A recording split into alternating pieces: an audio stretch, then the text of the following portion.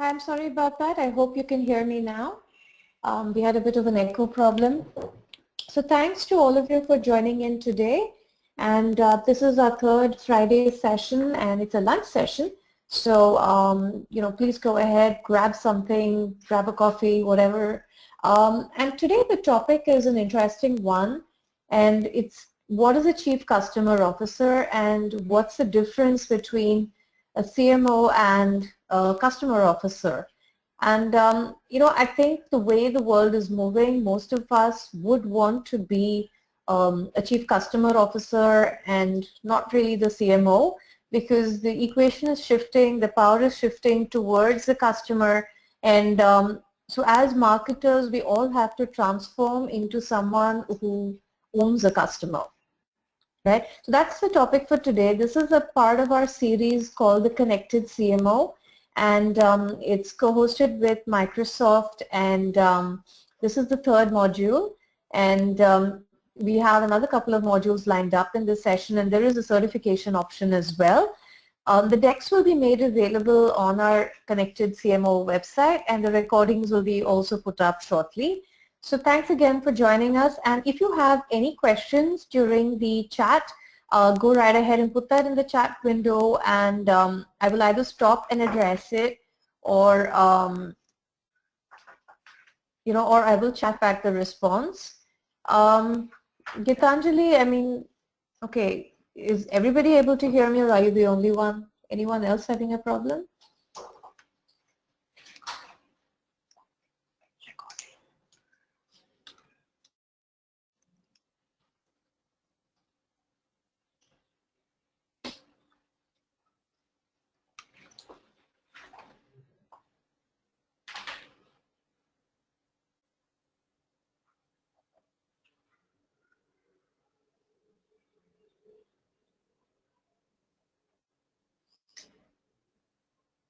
So I'm going to move to my first slide, and it's a quote from Peter Drucker. The aim of marketing is to know and understand the customer so well the product or service fits him and sells itself. Now, this is something I think all of us would have heard and studied before we actually started working, and it's something that at least for me, was preached like the gospel truth. Another way to put this is to say that the aim of marketing is to make sales redundant. And that's also something that throughout my career, I took as the gospel truth and said, hey, if marketing is really good, then you will not actually need sales, because the product will be so well designed that it fits itself. But the problem, there is a problem here, and it's kind of easy to see, which is that it stops with the sale. So the whole aim of marketing is to understand the customer and to design a product that really works for the customer, and to share it in the appropriate forums, build awareness for the product, and essentially get the person to buy the product.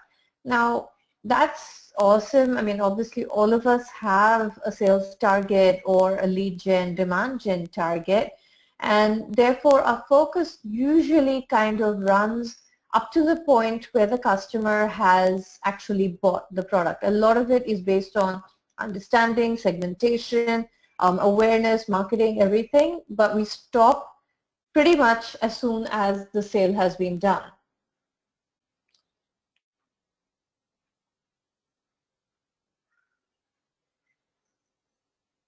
But the truth today is that products are profitable, but owning the customer is what is priceless. Examples of that are many.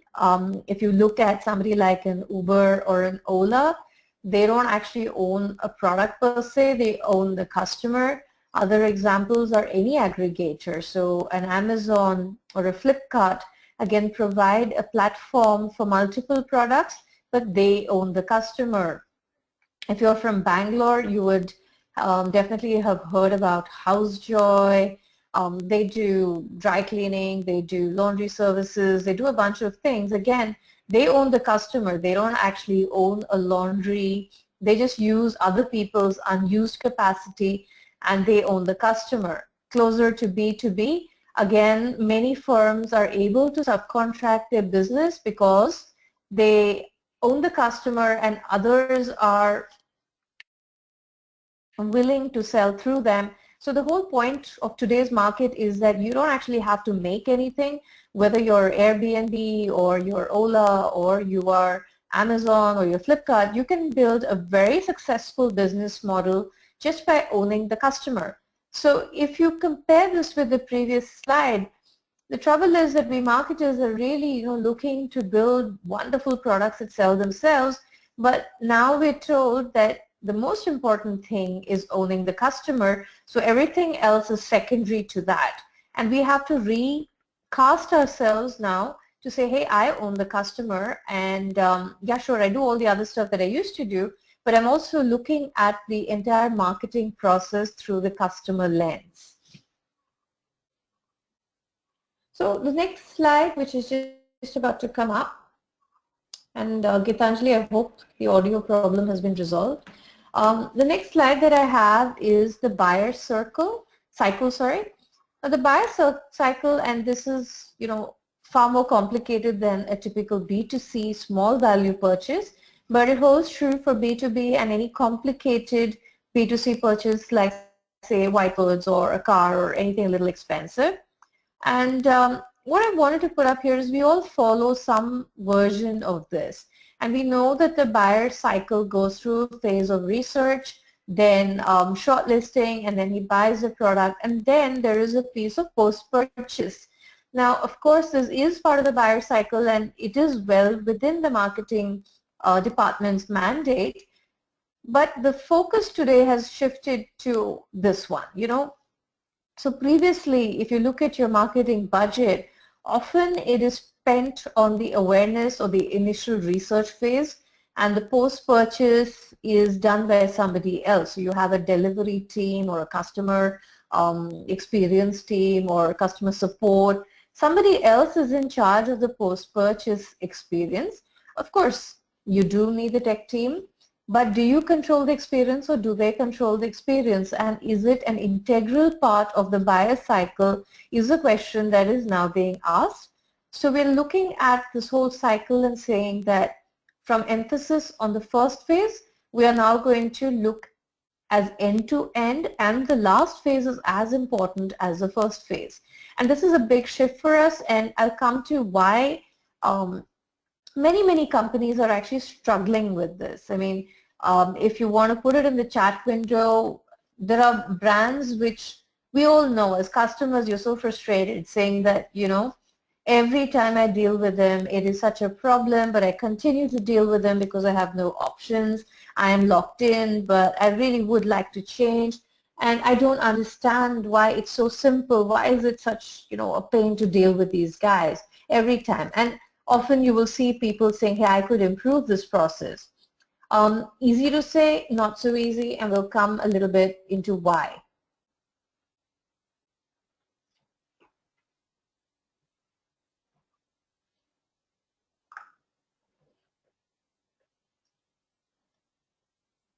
So I've listed out the topography of the marketing processes. This is a continuation of the previous slide. It just takes all the elements and puts together a whole series of processes that we all manage. I'm going to share this with you and all of you will have it. But really, we all do this. And the process is very much there. There's customer advocacy, there's CRM. These are the two pieces which, when you are looking at a chief customer officer perspective, become the most important for you. And they're also the most difficult because often the experience depends on the product, and as marketers, you don't always control the product. The second part is that often it is about managing the exception. So it's only when things go wrong that people rise up and say that, this was terrible and why could no one manage the experience better for me. So it's not something that you can always predict, and it is not something that you are always able to standardize, unfortunately, because what worked really well for you today may not work in the customer's environment. And in India, the variety of environments is so much. So you would have, if you say air conditioner, it works awesomely well until maybe the temperature hits 50 degrees, and the customer never read the fine print that said it will collapse at 50 degrees, and he's screaming on the phone.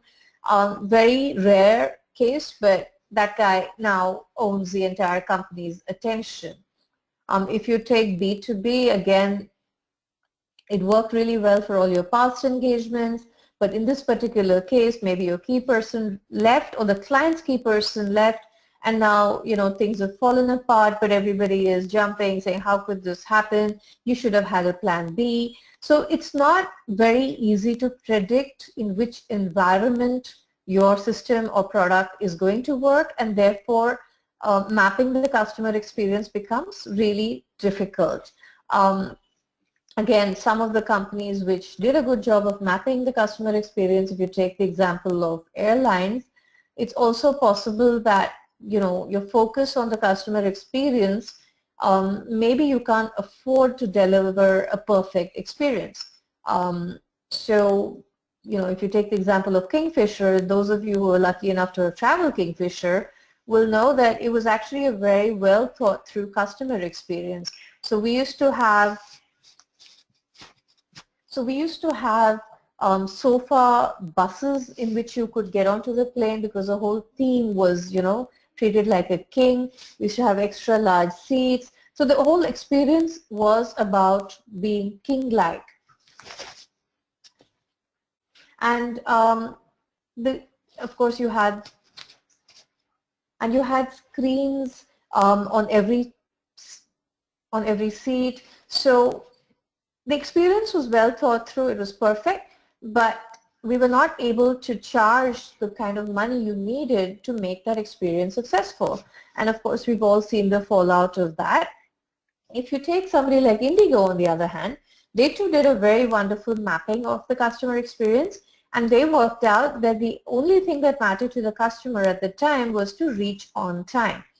And this again, so they worked it beautifully, every little bit of their experience reinforced it. The trouble, of course, has now come when they are unable to control all the variables required to be on time. And it's, we understand the situation is out of their control, if the runway is shut or, it's raining. But as customers, we do not forgive that. We just say, oh, you promised me this, and now I'm really unhappy, you've got to fix it. So the whole issue with customer experience is that you have to control the experience across so many variables, and while it can be perfected, there is a cost to it, and is the customer willing to pay that cost is always slightly dubious, because you always have competition, because you always have competition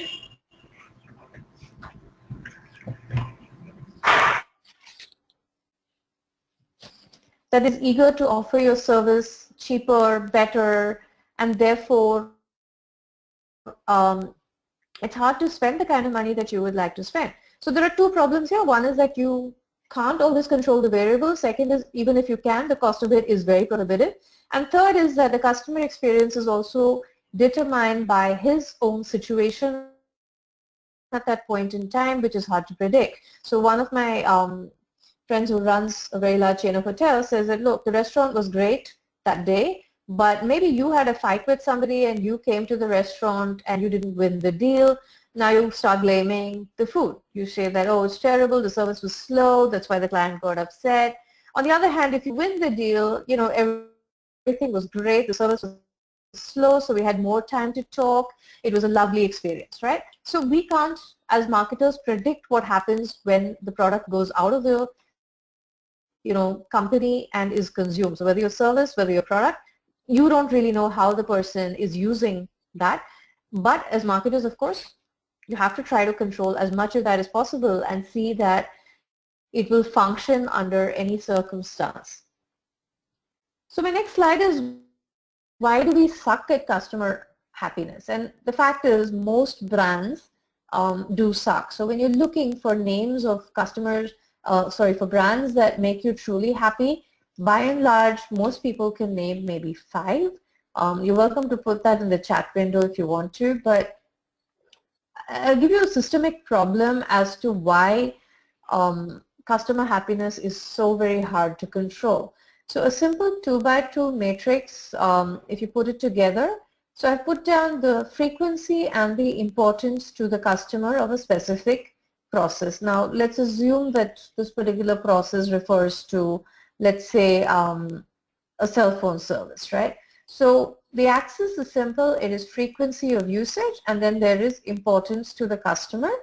One process is, of course, onboarding, and the other process that I've taken is usage. So onboarding is the whole thing of, you give your ID, you go pay your advance, you've got your SIM, and there's been a lot of work done in that space to make it easy. So if any of you purchase the Geo SIM, you know that, that was pretty well done. You had the Aadhaar card come in, and it was, maybe 10 minutes, whereas earlier it used to take up to 3 days for you to get your SIM activated.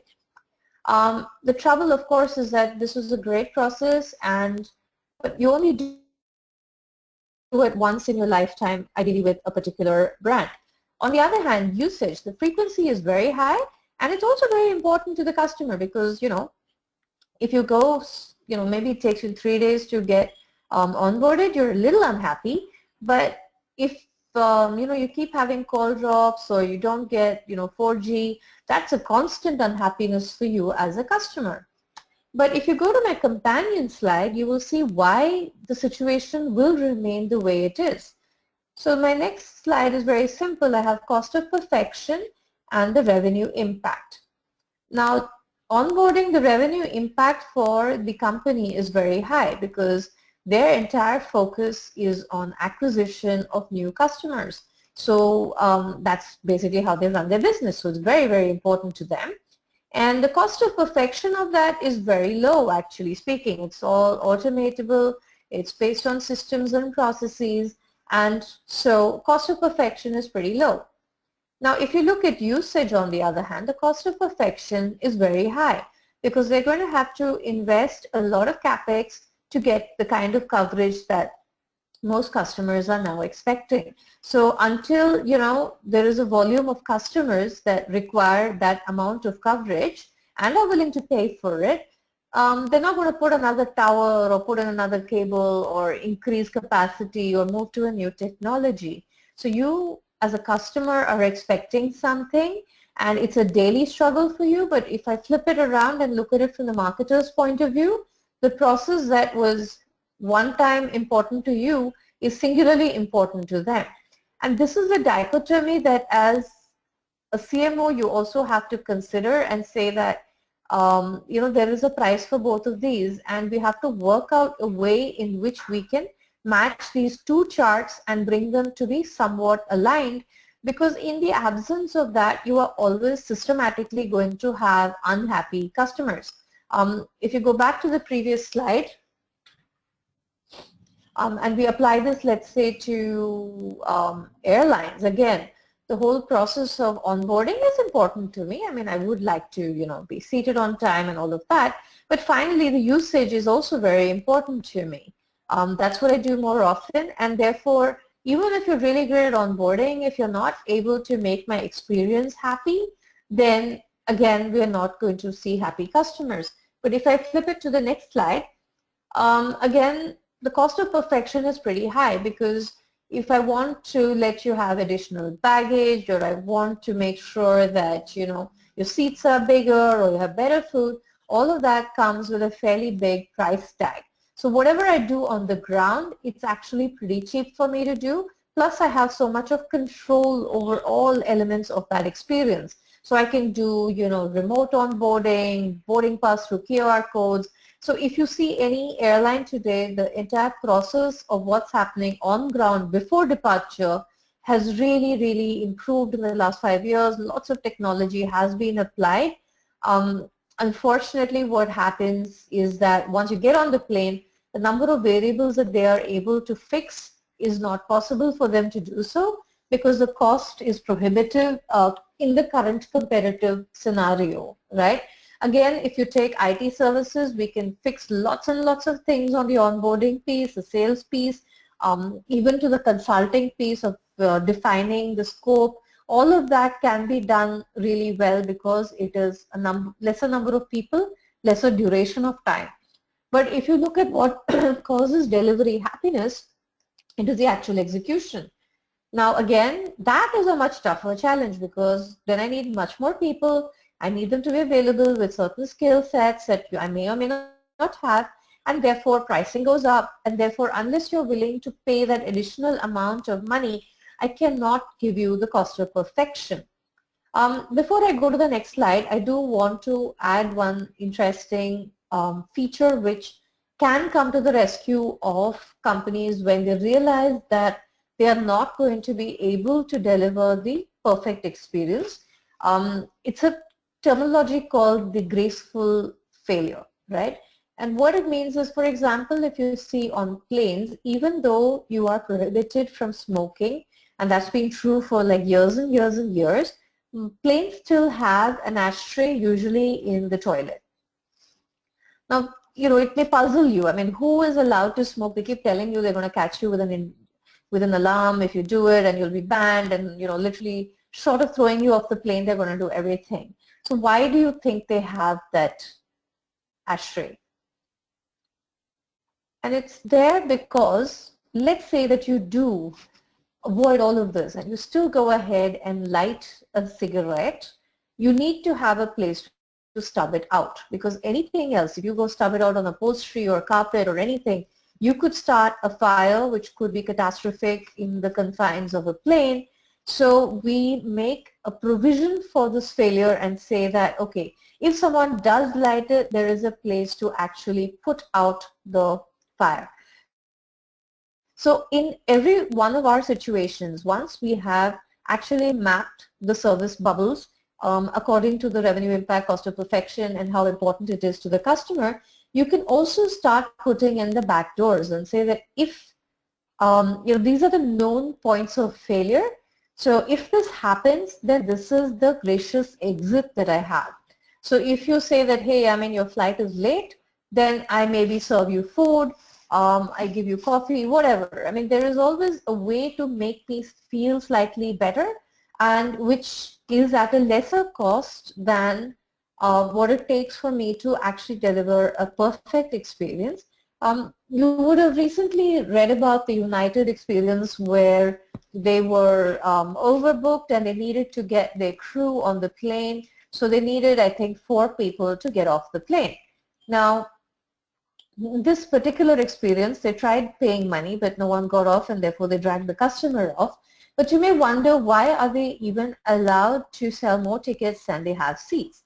And that's because we cannot predict with 100% accuracy how many people will show up or not show up for a flight, and every seat that goes empty is a loss for me.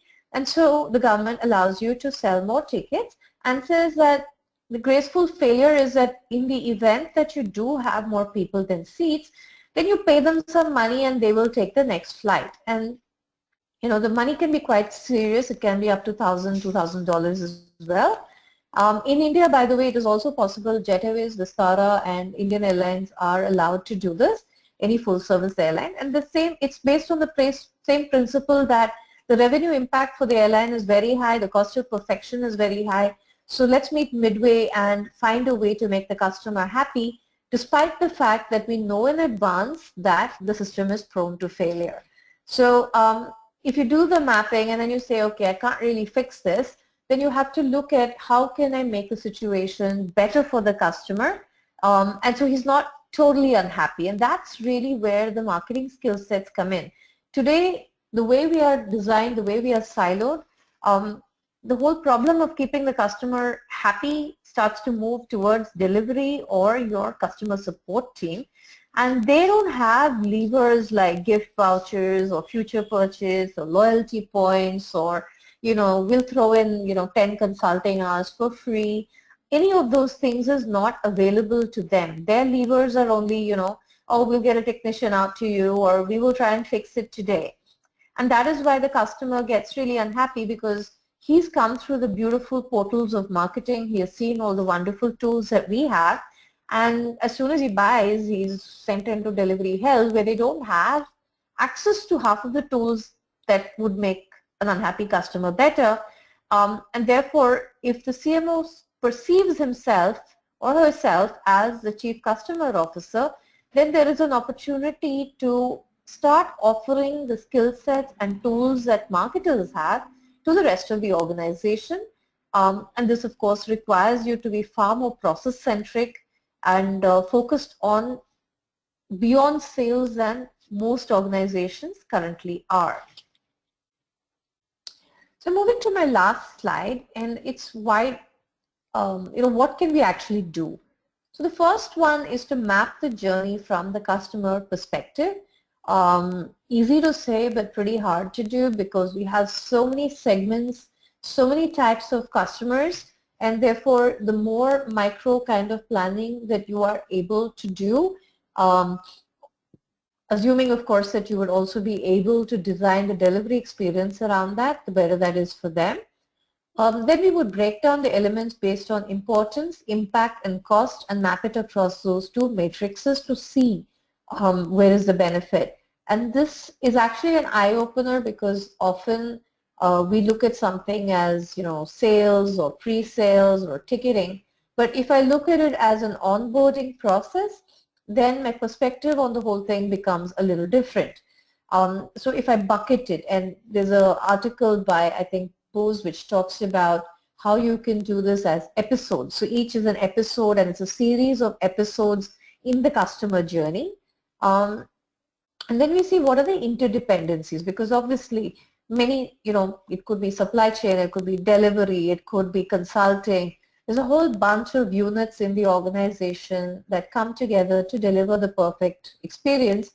And you have to see what all has to come together to make this particular module work perfectly for you.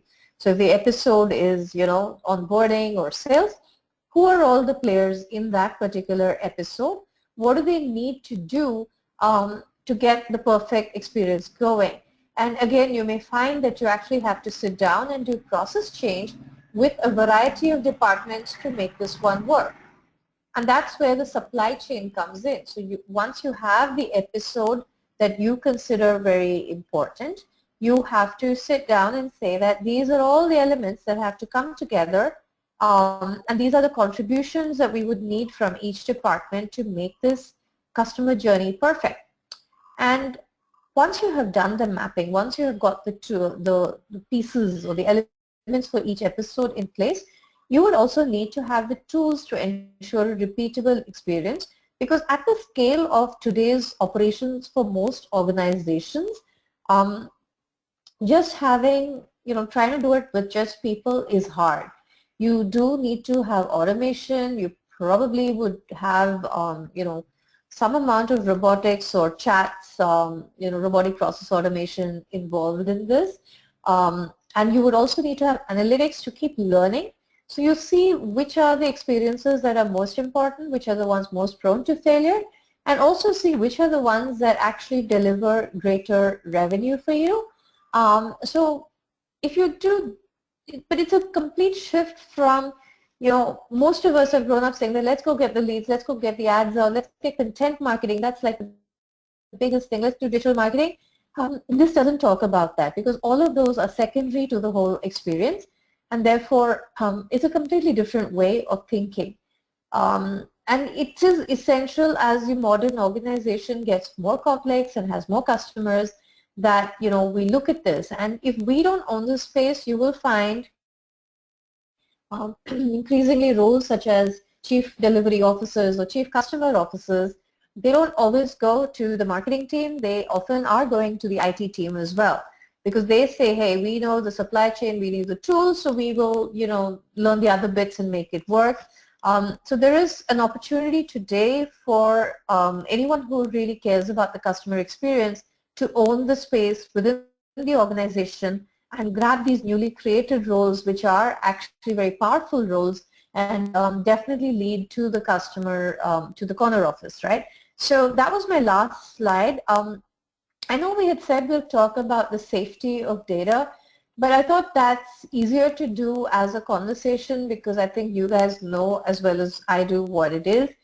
But I think what's happening today is not just the safety of data, it's also how much of data can we actually capture and what is relevant to us. So again, if you go with these bubbles that each is important, onboarding, whatever, each of those generates X amount of data, and you have to see how much of that is aggregated and how much is not. When it comes to security, the issue is that today you will be using third-party data to get better access. So like recently, for example, there is a case where a bunch of travelers said that they were not allowed to board a flight despite having shown up on time, and people who arrived later than them actually were allowed to board, and they lost a lot of money. Now, apparently they are not shown on the CCTV that the records have already been destroyed. So the police are using another third-party data, cell phone data, to show where these people were at that point in time. Now, that's, from a law enforcement perspective, but even as marketers, it would be awesome if we could map our data with customers' cell phone usage data, right? And of course, you don't get that easily. So what is it that you're trading, and is it allowed as per your service agreements with your customers? I think increasingly customers are willing to give up their data and privacy if you say that, hey, I can do this for you if you allow me to use your data. So it's a question of building comfort with the customers, saying that I do this, you do this, and we're good. As long as it's not financially sensitive data, I think we can map this journey, collect the data, use it in an aggregated way, layer it with third-party data, and the customer is still okay with it. So that's a little bit that I wanted to add. If there are any questions, put them in the chat window. Otherwise, thank you so much for joining me, and the decks and the recording will be made available for you.